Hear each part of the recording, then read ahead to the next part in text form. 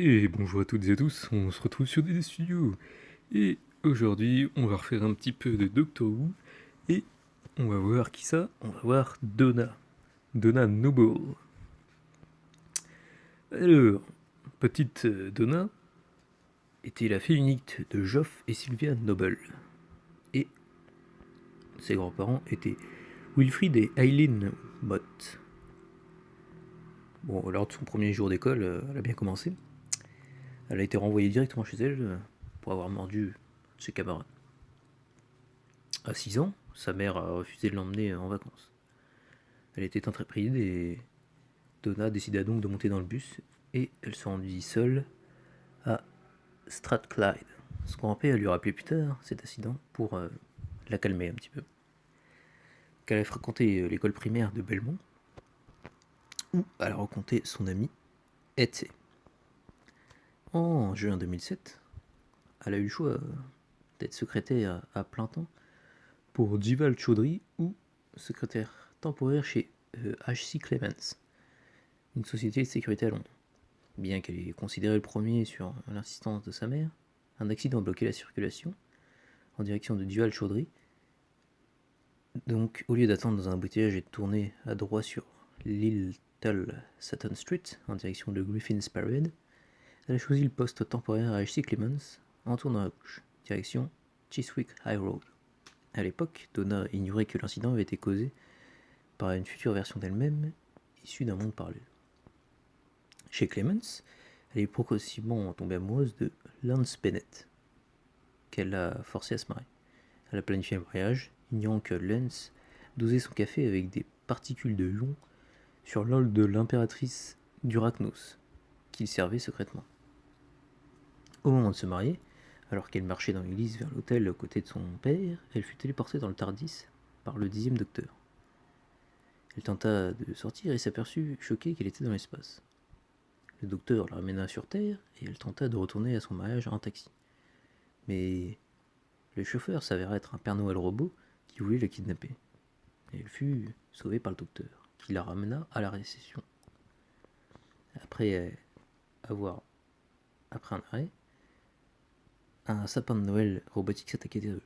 Le docteur, Donna et Lance enquêtèrent à H.C. Clements et découvrirent une piste menant à une ancienne base de Torchwood située sous la Tamise, où se trouvait l'impératrice d'Erachnos, la dernière survivante d'une espèce très ancienne. Il s'avéra du coup que Lance et elle étaient de mèche depuis le début. Lance révéla qu'il n'aimait pas du tout Donna et l'avait approchée uniquement pour pouvoir la contaminer avec des particules longues dont l'impératrice avait besoin. Donna aida le docteur à contrecarrer leur plan et lui sauva la vie, en le faisant partir avant de mourir noyé avec l'impératrice. Il lui proposa de voyager avec lui, mais il refusa, effrayé par ce qu'il était capable de faire. Suite à sa rencontre avec le docteur, Donna était beaucoup plus ouverte au mystère de l'univers et se retrouva incapable de reprendre une vie normale. Peu après, son père mourut et son grand-père, Wilfrid mort, le père de sa mère, emménagea avec elle. Pour retrouver un peu d'excitation, Donna fit un voyage en Égypte pendant 2 semaines. Comme cela ne suffisait pas, elle commença à enquêter sur des phénomènes paranormaux dans l'espoir de retomber sur le docteur. Elle passa aussi beaucoup de temps avec son grand-père. Il lui apportait un thermos de café lorsqu'il regardait les étoiles à travers son télescope. En 2009, elle se renseigna sur l'entreprise Adipose Industries, qui pourrait tenter de détenir un produit miracle pour faire mincir. Alors qu'elle espionnait Miss Foster, la directrice de la compagnie, elle aperçut que le docteur faisait de même. Ils se retrouvèrent à découvrir que Foster comptait utiliser les personnes ayant pris les pilules adiposes pour les transformer en graisse, afin de faire naître une génération d'enfants adiposes pour la première famille adiposine. Ils l'empêchèrent de provoquer la mort de millions de gens et observèrent la marche des adiposes qui rejoignaient leur vaisseau crèche. Le docteur proposa de nouveau à Donna de voyager avec lui, et elle accepta sur le champ. Elle avait préparé ses bagages depuis un moment. Juste avant de partir, elle s'approcha d'une jeune fille blonde pour lui dire où elle avait laissé les clés de sa voiture. Une fois à bord du Tardis, elle demanda au docteur de placer le Tardis de manière à ce que son grand-père puisse les voir pour leur faire coucou dans leur télescope. Donc, Donna avec le docteur a fait plusieurs voyages. qu'elle a vu la destruction de Pompéi, et elle a vu aussi des créatures, donc des Zoods, des Daleks, des Sontariens, ainsi que plein d'autres. Donc le docteur et Donna retournèrent sur Terre, mais celle-ci disparut sous leurs yeux. Ils s'en rendirent à la proclamation de l'ombre pour demander de l'aide. Là, ils découvrirent que la Terre et 26 autres planètes avaient été dérobées. Ils suivirent la trace jusqu'à la cascade de Méduse, mais ne purent y accéder jusqu'à ce qu'un signal envoyé de la Terre leur fasse comprendre que les planètes avaient été désynchronisées d'une seconde avec le reste de l'univers. Le docteur retrouva Rose, mais un Dalek apparut et l'abattit. Avec l'aide de Jack Harkness, ils le ramenèrent au TARDIS. Il entama une régénération, mais parvint à dévier l'énergie régénérative de sa main coupée avant la transformation. Les Daleks récupérèrent le TARDIS dans leur vaisseau principal, le Creuset. Donna fut séparée du docteur car le TARDIS l'empêchait de sortir. Les défenses de celui-ci étaient désactivées et les Daleks tentèrent de l'incinérer. Mais Donna toucha la main coupée du docteur et interagit avec l'énergie régénérative, ce qui crée un nouveau docteur à moitié humain, qui avait des aspects de la personnalité de Donna. Il fabriqua un catalyseur d'inversion biologique à Z Neutrio, mais Davros, le créateur des Daleks, les électrocuta tous les deux avant qu'ils ne puissent l'utiliser. Le choc stimula l'esprit de Donna et réveilla l'ADN du Seigneur du Temps qu'elle avait absorbé en touchant la main. Elle possédait désormais l'esprit du docteur, et la prophétie des Zoods sur le docteur Donna s'était réalisée. Grâce à cette intelligente nouvelle, Donna désactiva la bombe de la réalité des Daleks et désactiva les circuits de contrôle des Daleks. Donna et le docteur utilisèrent le magnétron des Daleks pour leur ramener les 27 planètes à leur place et époque d'origine. Mais le docteur, issu de la métacrisis, détruisit les Daleks, et accomplissant ainsi la prophétie de Dalek Khan. Après ce geste, il s'exila dans le monde de Pete, avec Rose et sa famille. L'esprit de Donna commence à surcharger. Son cerveau humain n'était pas fait pour les connaissances et les capacités du Seigneur du Temps. Donc le docteur, pour le sauver, a utilisé la télépathie pour supprimer cette double personnalité.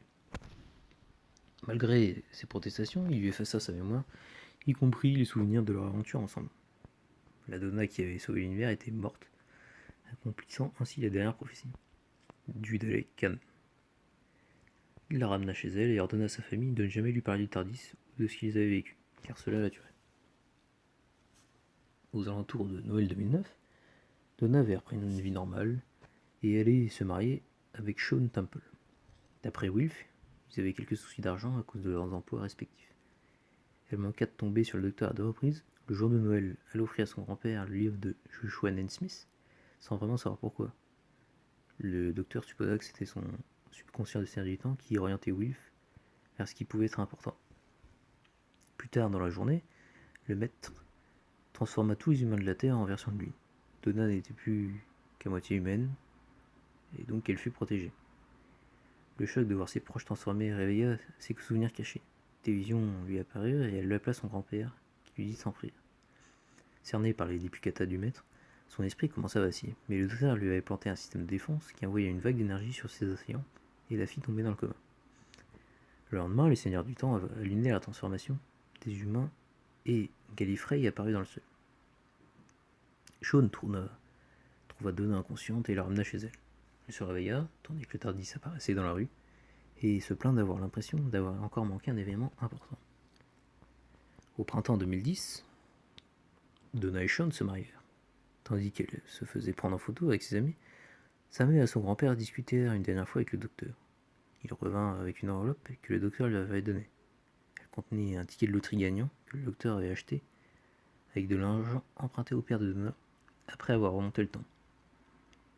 Donna se rappelant que le prochain tirage de loterie rapporterait le gros lot, mit le ticket en lieu sûr dans sa robe. Donc maintenant, on va faire un petit point sur la personnalité qu'avait Donna. Donna n'était pas du genre à se laisser impressionner, ni à se laisser faire. Lorsqu'elle apparut dans le Tardis pour la première fois, elle était furieuse contre le docteur, qu'elle tenait responsable, et lui donna même 2 claques. Elle apprit cependant à le connaître et changea d'avis sur lui.